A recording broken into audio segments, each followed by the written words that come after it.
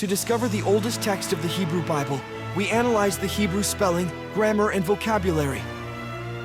The Hebrew Bible is a collection of texts written over 2,000 years ago. According to Jewish tradition, it dates back to the 15th century before the Common Era.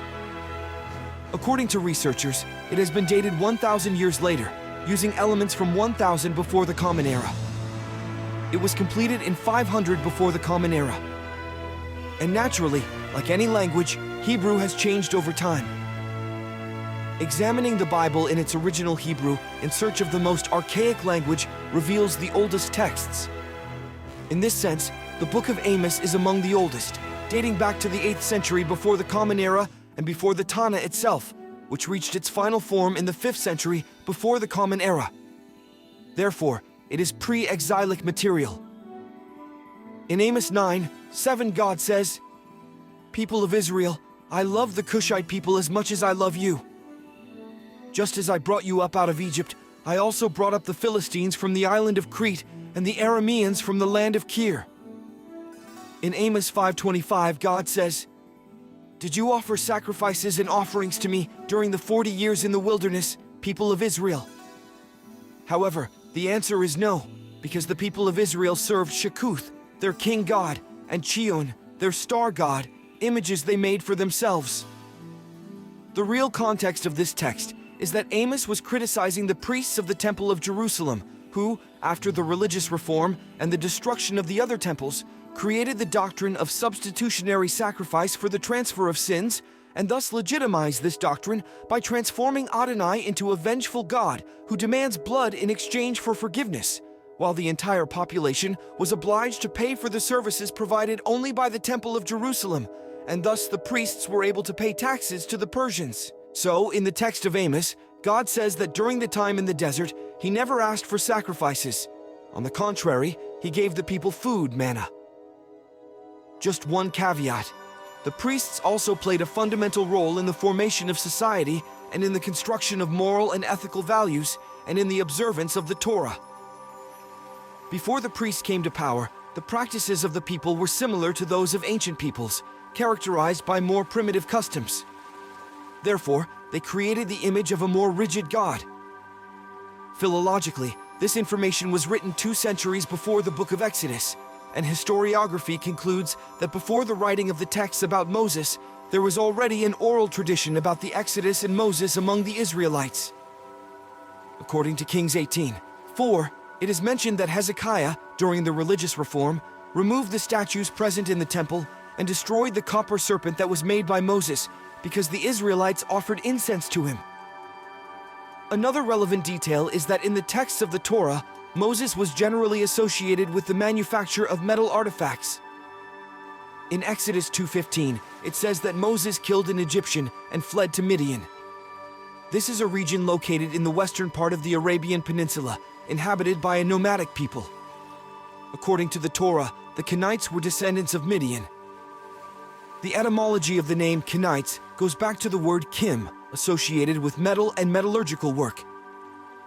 The Kenites are identified in ancient history as blacksmiths who worked with metals. In this sense, the skill of Moses and Aaron in melting and smelting metals was acquired through Moses with the Kenites during the time he stayed with them. Midian was located in the southern Levant, in the region that encompasses part of the Arabian Peninsula. In Deuteronomy 33:2 and Judges 5:4, it is mentioned that the Israelite God came from Seir, suggesting a southern origin. This relationship indicates that Adonai was already known in the south before Moses arrived and before he introduced this deity to the Hebrews. Based on an Egyptian record dating from the 14th century BCE, the Midianites were not the only ethnic group living in these areas. In the Egyptian inscription from the temple built by Pharaoh Amenhotep III at Soleb in the Nubian region, the people of Arava and southern Transjordan are called Shasu, a generic term meaning something like nomadic tribes. The word Shasu is written after the Egyptian determinative for land, showing that the Egyptian text is describing different geographic areas inhabited by different Shasu. One area listed is called Nomads of the Land of Seir, which is identical to the region of Mount Seir in Edom. Among the names of different groups mentioned in the inscriptions is that of Shasu of Yud He Vav, or nomads of Yud-Hai-Vav, which seems to be associated with a tribe or region related to the worship of a deity with the same name as the Israelite god. Thus, these Egyptian inscriptions provide us with some of the earliest historical evidence of the worship of the biblical God among nomadic groups in the period before the establishment of the Kingdom of Israel. If Adonai's origins are in the south among the Midianites, then it is a Proto-Arabic name. Some researchers suggest that the name derives from the word Hawaya, meaning love or passion, so that the name of the Israelite deity also means the passionate one. This reflects the idea that his bond with his worshippers is one of passionate love.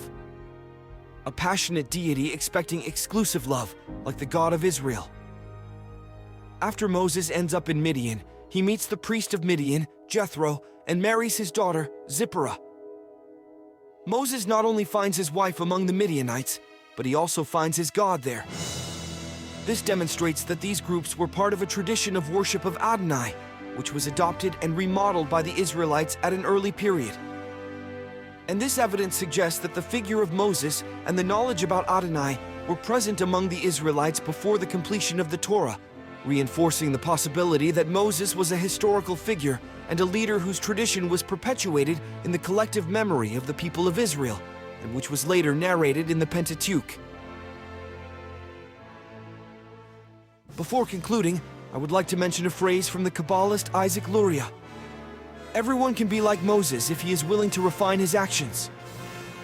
Of course, everyone has the freedom to investigate historical matters, but for Kabbalah, whether Moses existed or not is not important. The historicity of biblical characters is secondary to Kabbalah, because Kabbalah works with the symbolic. If some researcher says that Enoch or Moses did not exist, this will make no difference to Kabbalists. Kabbalists use the characters as archetypes of eternity and energies of the cosmos. Abraham is the archetype of Rezid, Isaac is Gevurah, Jacob is Tifereth, and so on. If a historian claims that the Hebrews did not wander in the desert, it makes no difference to the Kabbalists. The Kabbalists encrypted the secrets of the universe and the human soul through symbols, numbers, letters, and methods of analysis using the biblical text. Let us not take the place of God by saying that one soul attained a greater light than all the others. Let God do his work, and let us not waste any more time comparing lights, but instead focus our energies on revealing our own light.